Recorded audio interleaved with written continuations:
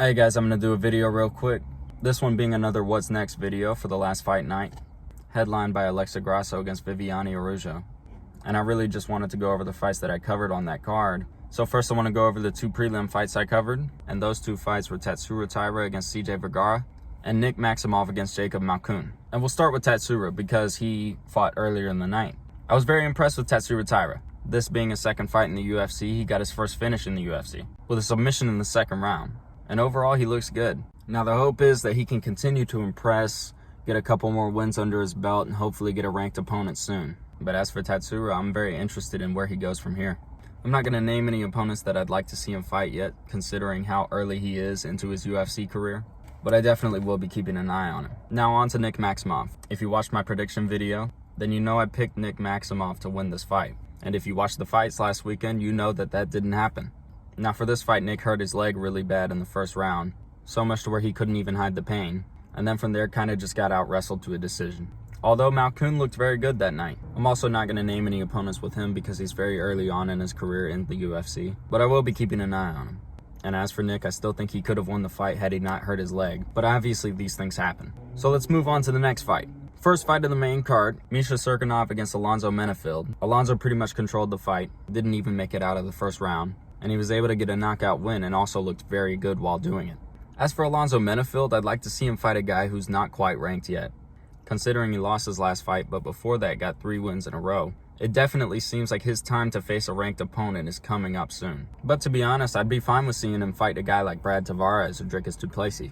Someone who's a name, but also is really low in the rankings at the moment. I think a fight like that would work out well for Alonzo. And moving on to the co-main event. Cub Swanson fought Jonathan Martinez. Now, while I did pick against him, I think most UFC fans were out there rooting for Cub that night, me included. But Jonathan Martinez looked really good that night too. The fight stayed on the feet, and Martinez was able to finish Cub in the second round. And man, does Jonathan Martinez have a killer left body kick. Because if you watch that fight, then you know that that left body kick was definitely affecting Cub Swanson, and it even managed to almost drop him. But as for where Jonathan Martinez goes from here, I think it's time for him to get a ranked opponent. For me, I'd like to see him fight a guy like Adrian Yanez or Jack Shore. And I think he has a good shot to win against either of them. But preferably, I'd like to see Jonathan Martinez fight Adrian Yanez. So now on to the main event. Grasso versus Araújo. Both sides thought they were winning the fight a couple rounds in, and I didn't see Viviane go for as many takedowns as I expected her to. However, Grasso on the feet had it under control. While she did have a couple iffy moments, for the most part she dominated the fight on the feet. And this fight stayed mostly on the feet. One judge even had her winning all 5 rounds, while the other 2 had her win at least 4. So Grasso got a unanimous decision over Viviane Araújo, making her 4-0 at flyweight. And I'm going to be honest, it might be time for Grasso to get a title shot. Now the bad part about it is, if she does get a title shot, I don't see her winning against Valentina Shevchenko. I mean, Shevchenko is so damn good. I don't see her losing for a long time. And whoever beats her is going to have to be really damn good.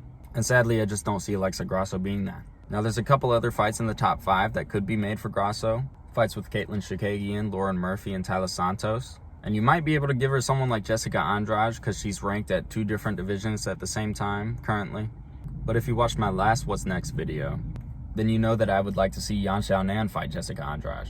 But in my honest opinion, I really do think that Alexa Grasso has earned herself a title shot. And I wouldn't be surprised to see her fighting Valentina next. So yeah, I guess that's all I got for y'all.